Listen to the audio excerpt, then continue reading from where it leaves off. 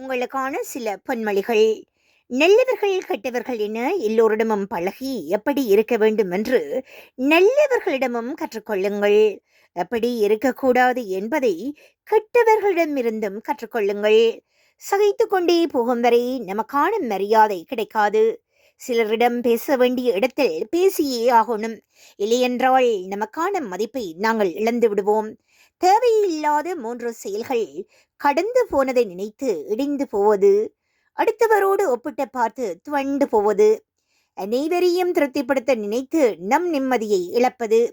சாந்தமாக பேசுங்கள், போதுமான நேரம் உறங்குங்கள், பொறுமையாக வேலை செய்யுங்கள், உண்மையாக இருங்கள், யதார்த்தத்தை உணருங்கள், சரியாக திட்டமிடுங்கள், நேர்மையாக சம்பாதியுங்கள், தொடர்ந்து சேமியுங்கள், நாகரிகமாக நடந்து கொள்ளுங்கள், எதிர்பார்ப்பின்றி அன்பு செலுத்துங்கள். நம்மை மதிப்பவர்களை நாம் தேடி போகலாம், தப்பில்லை. ஆனால் நம்மை அலட்சியப்படுத்துபவர்களை திரும்பி கூட பார்க்கக்கூடாது. விட்டுக்கொடு. உன்னை மதிக்கவில்லை என்றால் விட்டுவிடு. உறவுகள் முக்கியம்தான், ஆனால் அதைவிட நம் தன்மானம் முக்கியம். தன்மானத்தை இழந்து எதையும் அடைய வேண்டிய அவசியம் இல்லை. எந்த இடத்திலும் உன்னை வைக்கின்றார்களோ அதே இடத்தில் அவர்களையும் நீ வைத்துவிடு. உறவுகள் முக்கியம்தான், அதைவிட சுயமரியாதை முக்கியம்.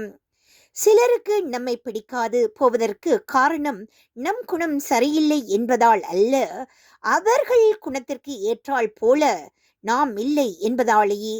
சரியாய் பேசுகின்றோமோ என்பதை விட சரியானவர்களிடம் பேசுகின்றோமா என்பதுதான் முக்கியம். முட்டாள்தனத்தால் ஏமாந்தவர்களை விட இரக்க குணத்தால் ஏமாந்தவர்களே இன்று அதிகம்.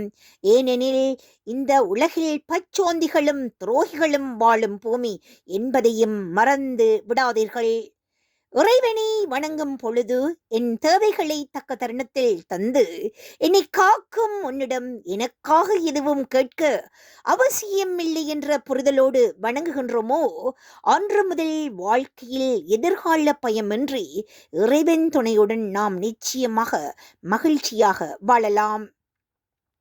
சரியாய் பேசுகின்றோமா என்பதை விட சரியானவர்களை தெரிவு செய்து பேசுகின்றோமா என்பதுதான் இன்றைய காலத்தில் மிகவும் முக்கியமாக இருக்கின்றது என்பதையும் உறவுகளாகிய நீங்கள் அனைவரும் உணர்ந்து கொள்ள வேண்டும். உணவு என்பது மருந்து, ஆடை என்பது மானம், பணம் என்பது தேவை, ஆங்கிலம் என்பது மொழி, தமிழ் என்பது உயிர், அம்மா என்பது பாசம், அப்பா என்பது ஆசான், ஆனந்தம் என்பது ஆயுள், சினம் என்பது நோய், துன்பம் என்பது பரீட்சை, தோல்வி என்பது பாடம், வெற்றி என்பது தற்காலிகம், நட்பு என்பது இளமை, குடும்பம் என்பது பற்று, கர்மா என்பது தொடரும், எண்ணம் என்பது வாழ்க்கை. எதிர்பார்க்காதே. தற்பெருமை பேசுகிறவர்களிடம் தரத்தை எதிர்பார்க்காதே. பணம் உள்ளவர்களிடம் பாசத்தை எதிர்பார்க்காதே. பழகியவரிடம் பணத்தை எதிர்பார்க்காதே. உறவுகளிடம் உண்மையை எதிர்பார்க்காதே. உலகத்தில் எதையும் நிரந்தரம் என்று நம்பிவிடாதே.